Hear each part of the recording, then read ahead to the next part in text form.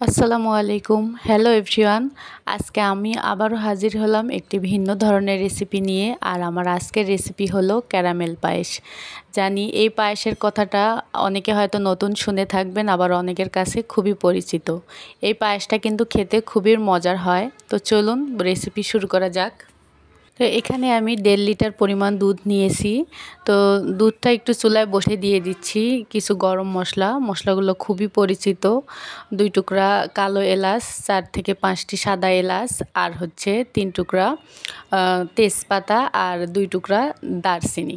তো দিয়ে আমি ভালোভাবে একটু মিশিয়ে নিলাম দুধের সাথে। এই যে এই পটটা দেখতে পাচ্ছেন, দুধটা বলক এসে গেছে। তো এই পট দিয়ে মেপেই আমি চাউল নিয়েছিলাম, পোলার চাউল 1 পট, অর্থাৎ 1 কাপ। আর পোলার চাউল কিন্তু কমই নিতে হয়, অনেকটা পরিমাণে বেশি হয়। তো দুধের যেহেতু বলক এসে গেছে, তো চাউলগুলো আমি আগেই থেকেই ভালো করে ধুয়ে ভিজিয়ে রেখেছিলাম পানিতে 1.5 ঘন্টার মতো। তো চাউলগুলো আমি সাবধানে দিয়ে দিলাম।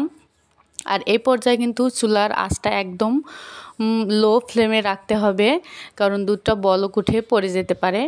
তো আমি একটু নেড়ে চেড়ে দিলাম, দেওয়ার পরে এই তো আরও ভালোভাবে বলক এসে গেছে। তো এরকম একটা ডাল ঘুটুনির মতন ওইটা নিয়ে আমি চাউলটা একটু ভেঙে দিব, তাহলে খেতে ভালো হবে। তো এই পর্যায়ে আমি দিয়ে দিচ্ছি কুড়োনো নারকেল। আপনারা নারকেল চাইলে দিতেও পারেন, নাও দিতে পারেন। জাস্ট টেস্ট বাড়ানোর জন্য আমি দিলাম, আমার কাছে ভালো লাগে। তো নারকেল দিয়ে আমি ভালোভাবে মিশিয়ে নিচ্ছি। এখন হচ্ছে মেন ইনগ্রিডিয়েন্টস অ্যাড করার পালা। এটা হচ্ছে ক্যারামেল পায়েস, সেহেতু পুডিংয়ের মতন চিনি দিয়ে ক্যারামেল বানিয়ে নিতে হবে। তো এখানে আমি চিনি নিয়েছি হচ্ছে 1 কাপ পরিমাণ। আপনারা এখানে চাইলে গুড়ও নিতে পারেন।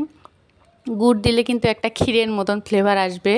তো আমি চিনি দিয়েই বানিয়ে নিয়েছি। মিষ্টিটা আমি একটু কমই খাই, তো যার কারণে আমি দিয়ে দিলাম 1 কাপ পরিমাণ চিনি। 1 কাপ বলতে অনেকটাই পরিমাণ চিনি হবে। তো দিয়ে আমি এখন দুধের মধ্যে ঢেলে দিচ্ছি, অর্থাৎ পায়েসের মধ্যে। এই যে দেখুন, দিয়ে প্রথমে একটু দলা পাকিয়ে যেতে পারে। তো এখন ভয় পাবার কিছু নাই। তো আস্তে আস্তে নাড়তে নাড়তে এটা ঠিক হয়ে যাবে, আর কালারটাও চলে আসবে ইনশাল্লাহ। তো এই তো দেখুন কত সুন্দর কালার এসেছে। তো তারপরে আমি দিয়ে দিব একটু ফ্লেভার, অর্থাৎ স্বাদের জন্য দিয়ে দিব আমি হচ্ছে বাদাম। এখানে কাজু বাদামও আমি পাটায় একটু হালকা বেটে নিয়েছি। তো আমার পায়েসটা প্রায় হয়ে এসেছে। তো বাদামটা আমি একটু অ্যাড করে দিচ্ছি। এই তো চুলাটা আমি অফ করে দিয়েছি। এই তো দেখাচ্ছি কত সুন্দর কালার এসেছে, আর দেখতেই কতটা ভালো লাগতেছে। তো দর্শক, আপনারা একবার হলেও বাসা ট্রাই করে দেখবেন, এভাবে দেখবেন বাসার ছোট থেকে বড় সবাই কিন্তু অনেক মজা করে খাবে। তো এই তো পায়েসের ফাইনাল লুক।